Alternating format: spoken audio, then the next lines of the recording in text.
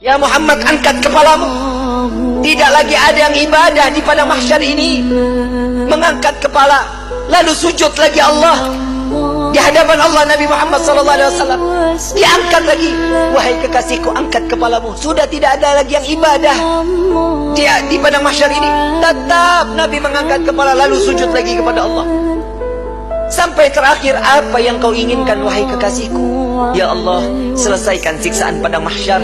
Biarkan mereka, masukkan mereka ke mizan penimbangan amal baik amal buruk mereka.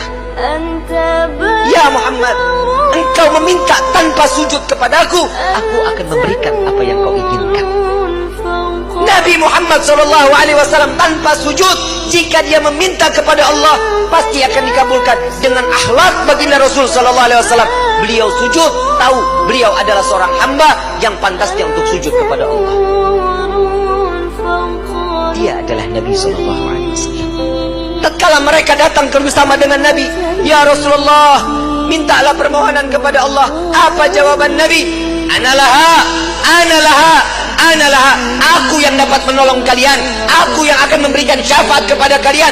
Aku yang akan membebaskan kalian dari siksaan padang mahsyar di hari ini. Saat dia meminta selesai padang mahsyar, masuk mereka semua ke mizan. Sampai di mizan, Nabi berdiri di depan mizan, melihat rombongan daripada umatnya. Saat beliau dalam keadaan dosa yang begitu besar, Nabi sujud kembali di hadapan Allah. Ya Rabb, doa baginda Rasul SAW, ya Allah, ringankan beban dosa umatku, beratkan pahala mereka, ampuni dosa mereka ya Allah. Kita berbuat dosa di atas bumi Allah. Nabi yang terus menerus sampai di mizan pun Nabi sujud kepada Allah agar kita diselamatkan, dibebaskan, agar masuknya kita ke dalam syurganya Allah. Setelah mizan, Nabi SAW berdiri lagi di sirat. Saat dimana jembatan tersebut, satu helai rambut dibelah menjadi 7, tajamnya luar biasa. Di bawahnya neraka jahanam. Nabi menunggu sampai ada umat yang ingin tergelincir, dipegang oleh Nabi, dituntun sampai di ujung daripada jembatan tersebut. Nabi menjaga umat sampai saat di dalam surga kelak, Nabi berdiri di depan pintu surga, tidak masuk ke dalam pintu surga, menunggu satu persatu agar masuk, mereka dimasuk ke dalam surga. Sampai di dalam riwayat Siti Fatimah bertanya, ya Rasulullah, untuk apa kau berdiri di depan pintu surga? Aku menunggu umatku. Jika satu yang tertinggal belum masuk ke dalam surga, maka aku tidak akan pernah masuk ke dalam surganya Allah.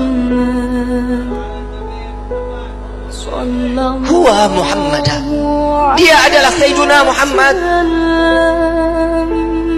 Sampai di dalam satu riwayat lain, Rasulullah izin kepada Allah melihat daripada daftarnya, umat satunya belum masuk ke dalam surganya Allah.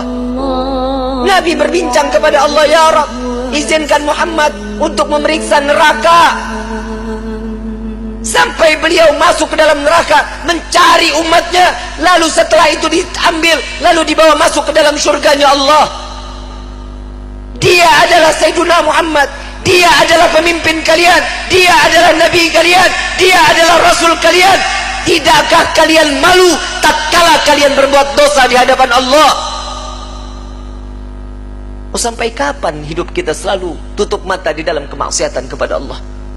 Ya Muhammad, angkat kepalamu.